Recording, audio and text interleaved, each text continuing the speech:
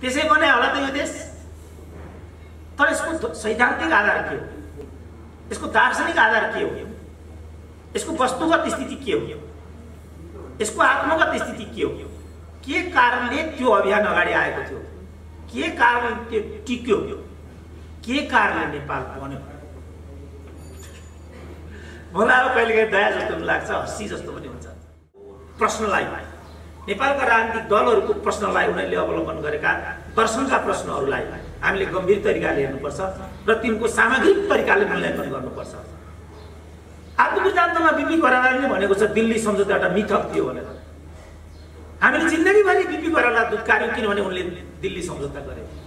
कस्तो ज्ञान र बुद्धि लिएर लिएछ कमरेड राधाकृष्णले, कस्तो सुरेन्द्र केसी जन्माउनु भएछ। कहिलेकाहीँ उहाँदेखि पनि जोक चल्छ, के गरेको कमरेड यस्तो भन्छु, उहाँ बोल्नुहुन्न किन, उहाँ त एकदमै मृदुभाषी हुनुहुन्छ, मुसु मुसु हाँस्नुहुन्छ। आज त मुख छोपेको हुनाले देखिँदैन, तर उहाँ मुसु मुसु हाँसिरहनु भएको छ भित्रभित्र। तर हाँसेर समस्याको समाधान हुँदैन, समाज बदल्नुपर्छ। अभिप्राय पनि त्यही हो, राजनीतिक अभिप्राय पनि त्यही हो, साम्यवादको अभिप्राय पनि त्यही हो, तर हाम्रो समाज बदलिएन। धेरै अगाडि एकजना विद्वानले भनेका थिए, मभन्दा अघिका विद्वानहरूले दुनियाँको बारेमा भन्दै व्याख्या गर्दै गरे, तर महत्त्वपूर्ण कुरा दुनियाँलाई व्याख्या गर्ने होइन, महत्त्वपूर्ण कुरा दुनियाँलाई बदल्ने हो। पुरानो मात्रै भनेर समाज बदलिँदैन, कार्यकर्तालाई अन्धभक्त मात्रै बनाएर समाज बदलिँदैन। समाज बदल्नको लागि मुलुकलाई व्यवसायीकरण लैजानुपर्छ, औद्योगिकरण लैजानुपर्छ, बाटो बाटो खोल्नुपर्छ। विज्ञान र अनुसन्धानमा, विज्ञान र भारतको जो भक्त हो नेपालमा त्यो को हो, काङ्ग्रेस हो कि कम्युनिस्ट हो,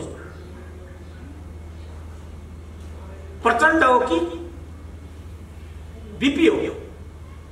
मैले यो प्रश्न, काठमाडौँको त्यो मान्छेको पृथ्वीनारायण शाहप्रतिको अनुराग होइन, त्यो राजतन्त्रप्रतिको अनुराग, राजा के हो भन्ने कुरा उठ्थ्यो। उसलाई यो राजासँग मतलब थिएन, ऊ राजासँग मतलब थिएन, ऊ राजाको रहित थियो, तर राजा सबै एक हुन् भनेर उठ्थ्यो। उसको दार्शनिक आधार यो थियो र यो अनुसारको उसले आचरण गर्यो त्यहाँ। त्यसकारण पृथ्वीनारायण शाहको जीवन त्याग कम्युनिस्ट भन्दा पवित्र अर्को हुँदैन भन्ने नेताहरू व्यवहारद्वारा हामीलाई सिद्ध गर्थे। उनीहरू जस्तो बोल्थे, जस्तो लाउँथे, जस्तो खान्थे, वास्तवमा त्यो कम्युनिस्ट जस्तो नै लाग्थ्यो। सुरुवात कहाँबाट गर्न चाहन्छु भने यस्तो खालको कार्यक्रमहरूलाई प्रकारान्तरमा गएर राजनीतिकरण गरिदिने र त्यसको राजनीतिक लाभ लिन खोज्ने जस्तो त्यस्तो अभिप्राय कतिपय कार्यक्रमहरू पछि मलाई अनुभव भएको छ। एक वर्षभित्र एउटा कार्यक्रममा म सहभागी भएको थिएँ, विषय चाहिँ मस्टो धर्म थियो। मलाई आफूलाई लागेको विचार त्यहाँ व्यक्त गरेँ, म उठेर हिँडेँ। पछि त्यो क्रिस्चियनले चलाएको कार्यक्रम हो र त्यसको मुख्य व्यक्ति नै सुरेन्द्र केसी हो भन्ने प्रस्तुति बजारमा आयो। यस्तो हुनु हुँदैन, यो कार्यक्रमको पनि राजनीतिक लक्ष्य होला।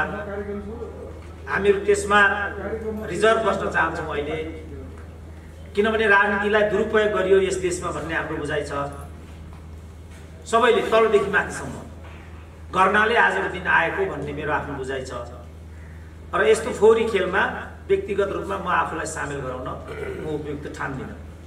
दृष्टिकोण दिने, इतिहास पर्गेल्ने, आफूलाई लागेको कुरा साथीहरूको बिचमा सेयर गर्ने, कति ज्ञान दिने, कति ज्ञान लिने, परिमार्जित हुँदै अगाडि जाने। वास्तवमा ज्ञान हासिल गर्ने पद्धति पनि यही हो र यसरी नै ज्ञान हासिल गरिन्छ भन्ने मान्यता मलाई लाग्छ। तर हामी कहाँ त्यो पद्धतिलाई मान्य गराइएको छैन। आफूलाई जे ठिक लाग्छ त्यो मात्रै सही लाग्छ। यही पनि कति साथीहरू म अहिले पनि देखिराखेको छु जो सुरेन्द्र केसी मेरो कार्यकर्ता हो भन्दै हिँड्नमा गौरव गर्छन्। यो काम पनि तपाईँहरू नहोस्। कमसेकम सुरेन्द्र केसी त कसैको कार्यकर्ता होइन, यो त पक्का हो। यो पनि नभन्नु होला कसैले। 21औं शताब्दीमा कोही कसैको कार्यकर्ता पहिलो त हुनै सक्दैन। दोस्रो कुरा, कसैलाई कार्यकर्ता बनाउने जस्तो हैसियत भएको मान्छे मैले हाम्रो देशमा देखेकै छैन। त्यसपछि आजको स्थिति आएको छ।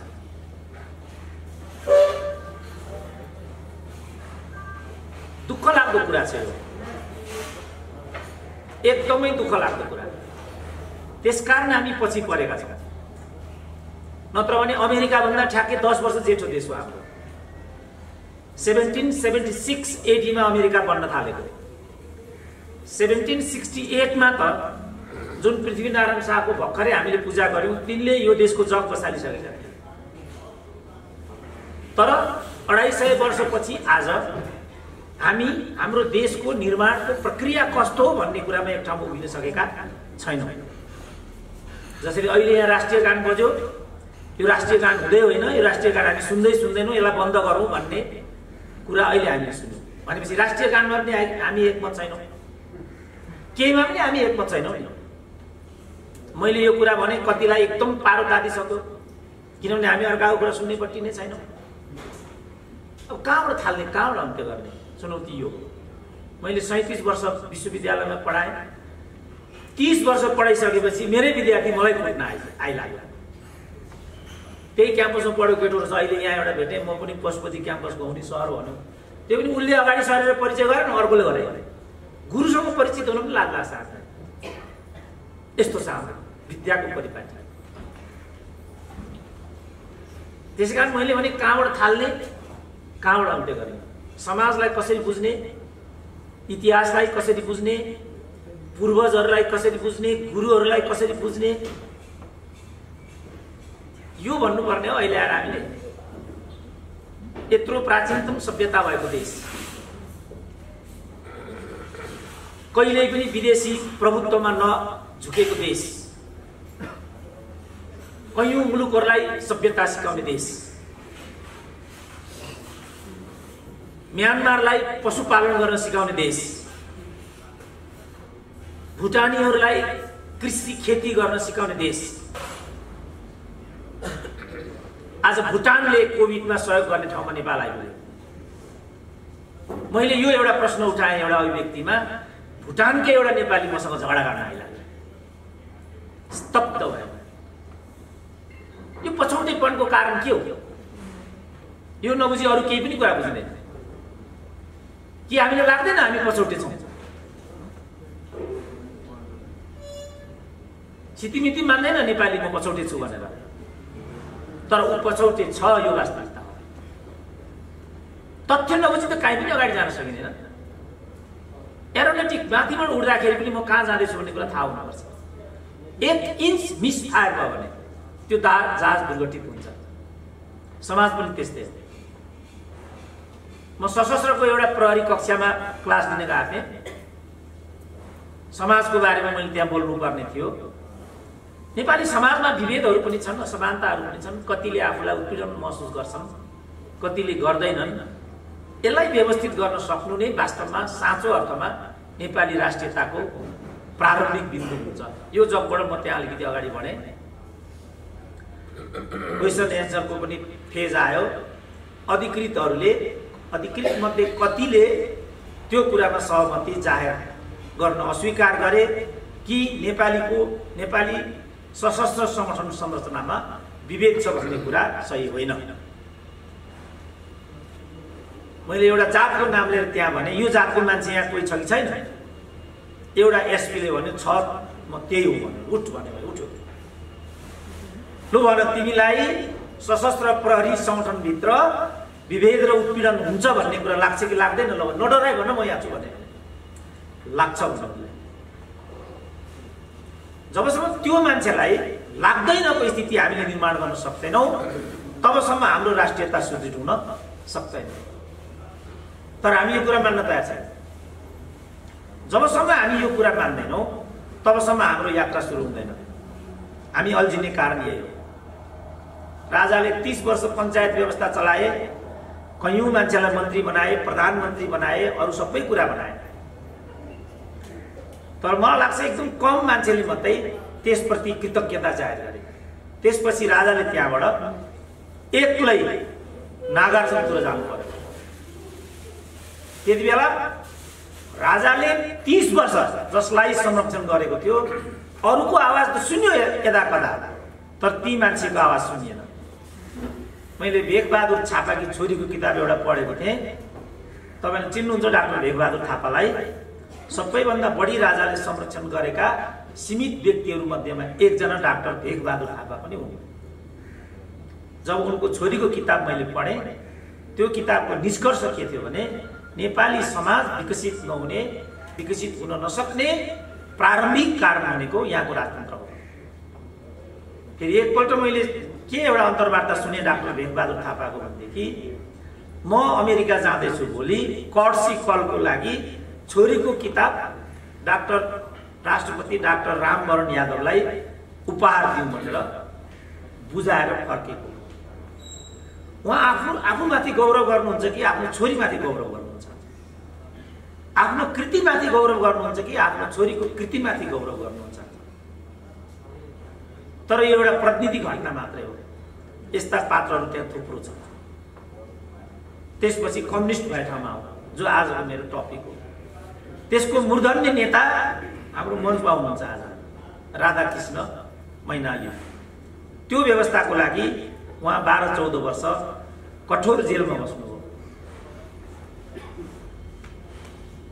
त्यसपछि उहाँको जे राजनीतिक आयाम गुज्रियो त्यो हाम्रो आँखाको अगाडि छ र आज उहाँ हाम्रो अगाडि साक्षात पनि हुनुहुन्छ, पछि उहाँ बोल्नु पनि हुन्छ। उहाँको त्यो लामो जेल जीवनको अनुभूति के छ, राजनीतिक जीवनको अनुभूति के छ, के कारणले आज उहाँ त्यहाँ हुनुहुन्छ र अब उहाँ कहाँ जान चाहनुहुन्छ, नेपाली कम्युनिस्टहरू कस्ता थिए, त्यसपछि के भए, अनि कहाँ छन्, त्यसपछि के हुन्छ भन्ने मलाई लाग्छ साङ्गो पाङ्गो उत्तर यही नै हो। किन हिजो त्यो गरियो, त्यसपछि किन त्यस्तो हो, अब के हुन्छ होला भन्ने आकलन गर्ने सबैभन्दा अधिकारी व्यक्ति उहाँहरू नै हो। मैले 52 सालमा कम्युनिजममा विद्यावारिधि गरेको थिएँ। त्यसको निष्कर्ष के थियो भने नेपालमा कोही पनि कम्युनिस्ट छैन। नेपाल टेलिभिजनमा मेरो एउटा अन्तर्वार्ता आएको थियो एकपल्ट, कम्युनिजम भनेकै के हो, प्रश्न यो थियो त्यहाँ। मैले भनेको थिएँ उत्पादनका साधनमाथिको सामाजिकीकरण र सबैबाट आवश्यकता अनुसार, सबैलाई आवश्यकता अनुसार, सबैबाट क्षमता अनुसारको सिद्धान्त नै वास्तवमा कम्युनिजम हो। उत्पादनका साधन भनेको जति उत्पादन छ, जति कल कारखाना छन्, जति राष्ट्रिय सम्पत्ति छ, त्यसमा सबैको पहुँच हुनु पर्यो। उदाहरणको लागि 1 महिना अगाडि कम्युनिस्टको सरकार थियो नेपालमा, हामीहरू कोभिडमा थियौँ। त्यो सरकारले के भन्यो भने पीसीआर आफै गर्नुपर्छ, उपचार होइन, पीसीआर भनेको कोभिडको प्रारम्भिक कुरा हो। त्यो पनि आफै गर्नुपर्छ भनेपछि राज्य जनताका लागि 1 रुपैयाँ पनि खर्च गर्ने अवस्थामा छैन भन्ने कुरा हो। तर नेपालको अहिलेको संविधानले शिक्षाको ग्यारेन्टी गरेको छ, स्वास्थ्यको ग्यारेन्टी गरेको छ, रोजगारीको पनि ग्यारेन्टी गरेको छ र हाम्रो राजनीतिक व्यवस्था भनेको समाजवाद उन्मुख छ। मेरो थेसिसको निष्कर्ष र पीसीआर टेस्ट आफै गर्नुपर्छ भन्ने व्यवहारलाई एक ठाउँमा राखेर हेर्यो भने पनि नेपाली कम्युनिस्टहरू वास्तवमा कम्युनिस्ट होइनन् भन्ने नै निष्कर्ष निस्किन्छ।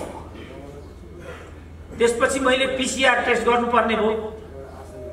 पीसीआर टेस्ट गर्नेमा म गएँ, कति खर्च लाग्छ भनेर सोधेको, पीसीआर टेस्ट गर्न 2500 लाग्छ।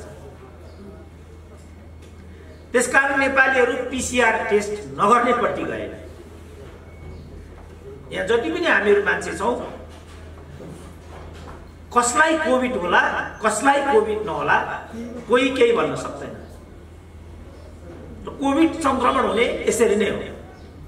मैले ब्रह्माण्डलाई भनेको थिएँ, तपाईँ सिडिओबाट स्वीकृति लिनु होला, होइन भने अहिलेको कार्यक्रम प्रतिकूल समयमा हुँदैछ, अहिले नगर्ने कि? उहाँले भन्नुभयो म सिडिओ कहाँ जान्छु, स्वीकृति लिएर आउँछु, अनि कार्यक्रम हुन्छ। 25 जनाभन्दा बढी हामी सहभागी हुँदैनौँ, तर मलाई लाग्छ यहाँ 60 जनाभन्दा हामी बढी छौँ। र कोही पनि हामी कोभिडको अनुशासनको दायरा अन्तर्गत छैन। यसले पनि हाम्रो सभ्यताको स्तर के छ भन्ने कुरा अगाडि आउँछ, जबकि यो हाम्रो स्वास्थ्यसँग सम्बन्धित कुरा छ।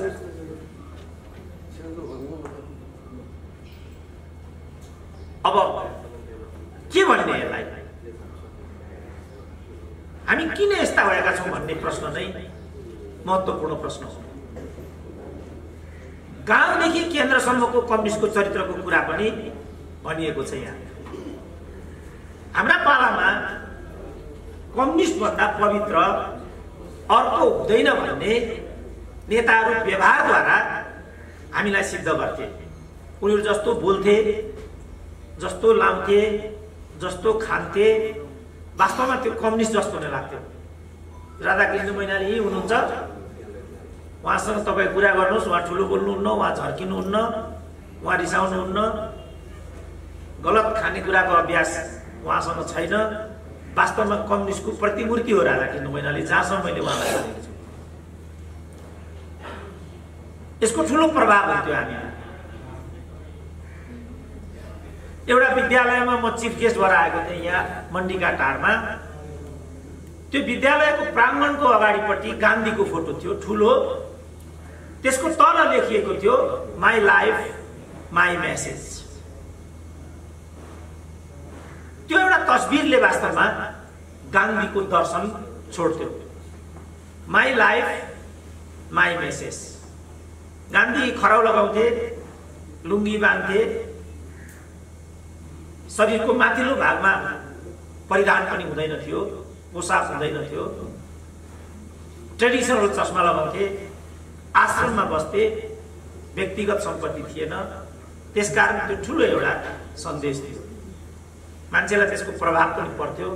गान्धीयन टोपी भन्थे, गान्धीयन पोसाक भन्थे, नेहरूयन कोट भन्छन्। यहाँ पनि कति हाम्रो नेताजी एकजना लगाएको छ, ऊ भाइले लगाएको त्यही हो, नेहरू कोट भन्छन् त्यसलाई। नेहरूले लगाएर नेहरू कोट भएको त होला, त्यसले एउटा सन्देश दिन्थ्यो। हामी जस्तो जीवन पद्धति अभ्यास गर्छौँ, जस्तो खान्छौँ, खानुको मतलब के भने जस्तो खाइन्छ त्यस्तो सोचिन्छ, जस्तो खाइन्छ त्यस्तो गरिन्छ। सन्देश त्यसरी दिन्छ त्यसले। म आफूलाई कम्युनिस्ट भन्छु, सबभन्दा तड्किलो भड्किलो जीवन मेरो छ, सबभन्दा विशालतम ऐयासी जीवनशैली मेरो छ भनेदेखि मैले आफूलाई कम्युनिस्ट भन्नुको केही पनि अर्थ छैन। म आफूलाई धार्मिक भन्छु, पहेँलो लुगा लगाउँछु, अरू कुरा गर्छु, तर म बेलुका डिस्कोमा जान्छु, के अर्थ छ त्यसको? माई लाइफ माई मेसेज भनेको त्यही हो। हिन्दू धर्म, पाश्चात्य धर्म, धर्मान्तरणको चुनौती, यी कुराहरू अक्सर हामी बजारमा सुन्छौँ। तर किन मान्छे धर्मान्तरित हुन्छ त्यतातिर हामी जाँदैनौँ। आजको पिँढीले के चाहेको छ हामी त्यो हेर्दैनौँ। सबै मान्छेको मनभित्र के छ, मेरो मनभित्र के छ? ब्रह्मचर्य भनेको के हो? खालि यौनिक आत्म अनुशासन मात्रै ब्रह्मचर्य होइन। त्यस्तो प्रकारले सोच्नु पनि ब्रह्मचर्यको विरुद्ध हो। मान्छेमा यौनिक चाहनाहरू कस्तो अवस्थामा हुन्छ? पहिला उसले आफ्नो यौनिक जो आकांक्षा छ त्यो आकांक्षालाई नियन्त्रण गर्न सक्छु कि सक्दिन? समाधिमा पहिला ऊ आफू बस्नुपर्छ, उसले विपස්සना गर्नुपर्छ, उसले योग गर्नुपर्छ, आफूलाई जाँच्नुपर्छ, म को हो भन्ने कुरा बुझ्नुपर्छ, अनि मात्रै धार्मिक जीवनमा ऊ प्रवेश गर्नुपर्छ। नत्र भने सन्देश गलत जान्छ। यावत विषयमा मैले लामो समयसम्म नेपालमा विमर्श गर्न खोजेँ, तर एकजना मान्छेले पनि त्यसलाई ध्यान दिएको अनुभूति मसँग छैन। त्यसपछि धर्ममा विकृति आएको छ, त्यसपछि कम्युनिजममा विकृति आएको छ, त्यसपछि प्रजातन्त्रमा विकृति आएको छ, त्यसपछि राजतन्त्रमा पनि विकृति आयो। तर कोही पनि मान्न तयार छैन। राजाको तस्बिर त्यहाँ राखेर, राजालाई भोगेर, राज संस्थाले नेपाल इतिहास निर्माण गरेको योगदान, उनीहरू गरेको त्याग, उनीहरू गरेको बलिदान त्यो सिद्ध हुँदैन। ठ्याक्कै उनीहरूले के चाहेका थिए, ठ्याक्कै उनीहरूले के गरेका थिए, अहिले हामी के गर्दैछौँ त्यसले मात्रै त्यसको औचित्य पुष्टि हुन्छ। पृथ्वीनारायण शाह आफै तरवार लिएर हिँड्थे, प्रत्येक युद्धको मोर्चामा उनी आफै हुन्थे। कीर्तिपुरको पहिलो युद्धमा पृथ्वीनारायण शाहलाई मार्न मात्रै आँटिएको थियो। कुनै एउटा लोकल मान्छेले राजालाई त काट्नु हुँदैन त, राजालाई मात्रै काट्ने हो भनेको तिर ध्यान भयो त्यो मान्छेको। त्यो बेला गोर्खाली सेनाले पृथ्वीनारायण शाहलाई पिकअप गरेर मर्नबाट बचाए। काठमाडौँको त्यो मान्छेको पृथ्वीनारायण शाहप्रतिको अनुराग भयो, त्यो राजतन्त्रप्रतिको अनुराग। राजा के हो भन्ने कुरा उठाउँथ्यो। उसलाई यो राजासँग मतलब थिएन, ऊ राजासँग मतलब थिएन, ऊ राजाको रहित त थियो, तर राजा सबै एक हुन् भनेर उठ्थ्यो। उसको दार्शनिक आधार यो थियो र यो अनुसारको उसले आचरण गर्यो त्यहाँ। त्यसकारण पृथ्वीनारायण शाहको जीवन त्यहाँ रह्यो अनि हामीले यो देश पायौँ। अहिले मान्छेलाई ठट्टाको विषय भएछ, त्यसै बनायो होला त यो देश। तर यसको सैद्धान्तिक आधार के हो, यसको दार्शनिक आधार के हो, यसको वस्तुगत स्थिति के हो, यसको आत्मगत स्थिति के हो, के कारणले त्यो अभियान अगाडि आएको थियो, के कारणले त्यो टिक्यो, के कारणले नेपाल बन्यो। मलाई अब कहिलेकाहीँ दया जस्तो पनि लाग्छ, हँसी जस्तो पनि हुन्छ। विश्वविद्यालयमा अनेक पाठ्यांशहरू बन्छन्, अनेक पढाइ हुन्छ। तपाईँ जानुहोस्, अहिले पनि पृथ्वीनारायण शाहको अभियान गोर्खाको विस्तार थियो कि नेपाल राष्ट्रको एकीकरण थियो भन्ने डिबेट अहिले पनि चल्छ। त्यहाँ 250 वर्ष भइसक्यो यो देश बनेको। यो देश बन्नुको औचित्य थियो कि थिएन भन्नेमा डिबेट हुन्छ। आज म जन्मिसकेँ नि, अब यो जीवनलाई सार्थक बनाउने हो। मैले जन्मदाताहरूप्रति आफ्नो कृतज्ञता प्रकट गर्ने हो, पुष्टि गर्ने। मसँग योभन्दा अर्को विकल्प छैन। आमा बाबुलाई सरापेर त्यसलाई त मिल्छ, किन ऊ व्यवसायी मात्रै हो। एउटा डाक्टरले काङ्ग्रेसको उपचार गर्छु, कम्युनिस्टको उपचार गर्छु त भन्न भएन नि, किनभने ऊ चिकित्सक मात्रै हो। कानुन व्यवसायको कुरा पनि त्यही हो। तर ऊ पार्टीको क्याडर हो भने त पार्टीको धर्म त त्यहाँ आकर्षित हुन्छ। गणेश राज शर्मा मैले चिनेसम्म कुनै पार्टीमा प्रतिबद्ध हुनुहुन्न थियो, उहाँ साँचो कानुन व्यवसायी हुनुहुन्थ्यो। र बिपी कोइरालाले आत्मवृत्तान्तमा त्यो कुराको सङ्केत गर्दै गणेश राज आफैले के भन्नुभएको थियो भने, रियल काङ्ग्रेसमा बिपी कोइरालाले भर गर्न सक्नु भएन, तर गणेश राज शर्माले मेरो मर्म र धर्मलाई विचरण गर्नु हुन्न होला भन्ने विश्वासले आफूसँग भएको सम्पूर्ण सामग्री उहाँलाई छोडेर जानुभएको थियो। त्यसकारण हामीले आत्मवृत्तान्त पढ्न पायौँ। जीवनभर हामीले बिपी कोइरालालाई भारतको दलाल भनेर गाली गर्यौँ। त्यो आत्मवृत्तान्त पढ्दा हामीले के थाहा पायौँ भने कि भारतले सबैभन्दा बढी उपेक्षा गरेको नेपाली नेता उहाँ नै हुनुहुन्थ्यो। त्यसपछि मैले प्रश्न उठाएँ, वास्तवमा भारतको जो भक्त हो नेपालमा त्यो को हो? काङ्ग्रेस हो कि कम्युनिस्ट हो? प्रचण्ड हो कि बिपी हो? मैले यो प्रश्न उठाएँ। अब मेरो समय सिद्धिएको हुनाले मैले यसलाई बढी विस्तार गर्ने अवसर त पाइनँ। मलाई प्रसन्नता के भयो भने तपाईँहरूले कमसेकम मेरो कुरा सुनिदिनु भयो। अनुशासन एकदम जरुरी छ। एउटा फोन नियन्त्रण गर्न सकिएन भने, एउटा आवागमनलाई नियन्त्रण गर्न सकिएन भने, आधी घण्टा स्थिर भएर बस्न सकिएन भने त्यो सभाको त मर्मै रहँदैन नि। धेरै ठाउँमा म त्यो सामना गर्छु। मैले त त्यो सामना गर्नु पर्दैन, किनभने मलाई त्यो माया प्राप्त हुन्छ जहिले पनि श्रोताहरूबाट। मेरो लागि यो गौरवको कुरा हो। त्यो गौरव मैले आज पनि पाएँ र आजको बिहानी यति गौरवशाली मित्रहरूको बिचमा व्यतीत गर्न पाउँदा मलाई गौरवको अनुभूति पनि भएको छ। नेताहरूले नै सिकाएको चाहिँ के भने आफ्नो कुरा भन्ने, जुर्को उठेर जाने। म आज 11 बजे अर्को जुम मिटिङमा भएको हुनाले पुरा समय त यहाँ बस्न सक्दिनँ होला। मैले के विषयलाई प्रवेश गराउने चेष्टा गरेको छु, यसले तपाईँहरूमा एक खालको उत्सुकता बढाएको खण्डमा भोलिका दिनहरूमा पनि हामी विमर्श गर्न सक्नेछौँ। मुख्य कुरा के भने नेपाल एकीकरणको प्रश्नलाई, नेपालका राजनीतिक दलहरूको प्रश्नलाई, उनीहरूले अवलम्बन गरेका दर्शनका प्रश्नहरूलाई हामीले गम्भीर तरिकाले हेर्नुपर्छ र तिनको सामग्रिक तरिकाले मूल्याङ्कन गर्नुपर्छ। आत्मवृत्तान्तमा बिपी कोइरालाले भनेको छ दिल्ली सम्झौता एउटा मिथक थियो भनेर। हामीले जिन्दगीभरि बिपी कोइराला दुत्कार्यौं किनभने उनले दिल्ली सम्झौता गरे। कस्तो ज्ञान र बुद्धि लिएर हिँडिएछ कमरेड राधाकृष्णले, कस्तो सुरेन्द्र केसी जन्माउनु भएछ। कहिलेकाहीँ उहाँदेखि पनि जोक चल्छ के गरेको कमरेड यस्तो भन्छु उहाँ बोल्नुहुन्न, किन उहाँ त एकदमै मृदुभाषी हुनुहुन्छ, मुसु मुसु हाँस्नुहुन्छ। आज त मुख छोपेको हुनाले देखिँदैन, तर उहाँ मुसु मुसु हाँसेर भएको छ भित्रभित्र। तर हाँसेर समस्याको समाधान हुँदैन, समाज बदल्नु पर्छ।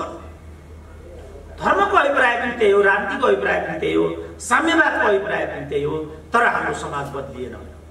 धेरै अगाडि एकजना विद्वानले भनेका थिए, मभन्दा अघिका विद्वानहरूले दुनियाँको बारेमा भन्दै व्याख्या गर्दै गरे, तर महत्त्वपूर्ण कुरा दुनियाँलाई व्याख्या गर्ने होइन, महत्त्वपूर्ण कुरा दुनियाँलाई बदल्ने हो। पुराण मात्रै भनेर समाज बदलिँदैन, कार्यकर्तालाई अन्धभक्त मात्रै बनाएर समाज बदलिँदैन। समाज बदल्नको लागि मुलुकलाई व्यवसायीकरण लैजानुपर्छ, औद्योगिकरण लैजानुपर्छ, बाटो बाटो खोल्नुपर्छ। विज्ञान र अनुसन्धानमा, विज्ञान र प्रविधिमा हेर्नु त अहिले सबैसँग एउटा एउटा प्रविधि छ। यो सानो क्यामेरा छ, यो एउटा माइक छ, यसको पेमेन्ट हामीले क्षणमा तिरिरहेका हुन्छौँ। हामीलाई थाहा हुँदैन त्यो प्रति सेकेन्ड हामीबाट हाम्रो सम्पत्ति बाहिर गइरहेको हुन्छ। उनीहरू दिनदिनै धनी भइरहेका हुन्छन्, हामी दिनदिनै गरिब भइरहेका हुन्छौँ। चाइनाको ल हेर्नु त, अरू सबै संसार कोभिडको कारणले पछि पर्यो इकोनोमिकल्ली। चाइनाले डबल डिजिटमा इकोनोमिक ग्रोथ गर्यो। वुहानबाट यो कोभिड सुरु भयो, तर उनले वुहानबाट बाहिर यो कोभिडलाई जानै दिएन। कत्रो खुबी हेर्नु त। हामी अहिले यहाँ मनमा त्रासद छ, कोसँग कोभिड होला, सर्ने हो कि कति बेला यहाँबाट भागौँ, के गरौँ, यस्तो स्थिति छ। यसमा कसैलाई मतलबै छ। यसरी समाजलाई बदल्नको लागि हामीहरू कृत सङ्कल्पित हुने हो। म आशा गर्छु र आह्वान गर्छु तपाईँले जे कार्यक्रम गर्नु भएको छ यतातिर तपाईँले थोरै पनि सोच दिनुभयो भने त्यो राम्रो हुन्छ। त्यो राम्रो मात्रै होइन कि धेरै नै राम्रो हुन्छ, किनभने सोच्नमा हामी धेरै ढिलो भइसकेका छौँ। धेरै नै, मेरो कुरा मान्नु होला यति, तपाईँहरूले धेरै पछि परेका छौँ। हामीले धेरै नै अगाडि जानुपर्नेछ। कुनै पनि क्षेत्रबाट हामीले वाञ्छित भूमिका खेलेका छैनौँ। सदाकाल सङ्क्रमणमा छौँ हामीहरू। कति पीडादायी कुरा हो। पार्टीबाट स्वतन्त्र बसेर, राजनीतिबाट स्वतन्त्र बसेर, धर्म र आध्यात्मसँग जोडिन खोजेर प्राप्त गरेको यो ज्ञान हो। मैले प्राप्त गरेको ज्ञान र बाटो। म आह्वान गर्छु सबैले हामी विपස්සना गरौँ, सबैले योग गरौँ, संयम हौँ, त्यसपछि हामी लक्ष्यमा पुग्न थाल्छौँ। सबैलाई लक्ष्यमा पुग्ने प्रतिबद्धता जाहेर होस्, त्यसको लागि आजको क्षणले काम गरोस्। म यति भन्ने बिदा